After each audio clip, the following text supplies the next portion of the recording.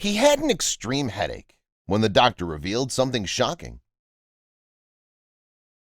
In a startling example, a California man with intense headaches was discovered to have a tapeworm larva stuck in his brain.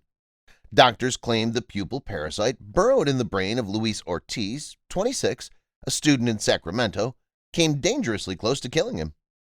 Dr. Soren Single, a neurosurgeon, said the tapeworm was developing in a cyst that, like a cork in a bottle, was blocking the passage of water to chambers in Ortiz's brain. A California guy went to the hospital emergency room complaining of awful headaches and nausea and eventually drifted into a coma. He was discovered to have tapeworm larvae in his brain, blocking the flow of water to chambers in his brain. Shed light on an uncommon disorder caused by tapeworm infections. While tapeworm infections normally affect the digestive tract, the parasite can also infect the brain, resulting in neurocystic ceresosis.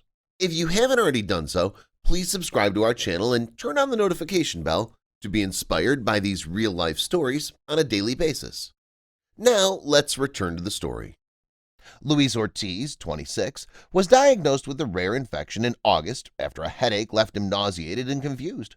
He was visiting his family in Napa, California, when the symptoms began over the course of one day, he told ABC News, and he ended up vomiting before his parents took him to the emergency room. When he arrived, physicians informed Ortiz that he had tapeworm larvae in his brain, which was cutting off his blood supply. "I think it hit me the most when the doctor informed me I had a parasite in my head and needed surgery to remove it," Ortiz told ABC. "The doctor warned me that if I had arrived an hour later, I would not have survived surgery." Ortiz said doctors were able to remove the cyst and larva while they were still alive. And he stated, "Yeah, we got it out, and it was obstructing the veins, running blood into the brain." Ortiz remembered his surgeon telling him after the operation, "He showed me the worm in the jar," he said. Ortiz has memory issues as a result of the virus. He says he's with his parents while he recovers, forcing him to temporarily drop out of school. According to the CDC, the virus can be fatal and hospitalizes an estimated 1,000 people in the U.S. each year. According to the Mayo Clinic, more prevalent forms of tapeworm infection can be treated with parasite drugs because they're relatively rare. Because many in the medical field are unfamiliar with this type of tapeworm infection, neurocystic cirrhosis is regarded as a neglected parasitic infection. It's one of a group of diseases that causes significant illness in those who are infected, and it's frequently misunderstood by healthcare providers. On its website, the CDC explains when a person consumes undercooked meat or polluted food containing tapeworm eggs, they get infected. The parasite eggs can hatch in the digestive tract, and while the parasite usually stays in the digestive tract, in rare cases they can migrate to the brain, where larval cysts damage the brain and cause complications or seizures. According to the CDC, tapeworms can migrate to the brain, where larval cysts damage the brain and cause complications or seizures. When it has been in the body for years and then migrates to the brain, it typically causes symptoms. People can have intestinal symptoms for years and only become evident if they seek for it because the immune system is attempting to protect the body from infection. A cyst forms around the larva.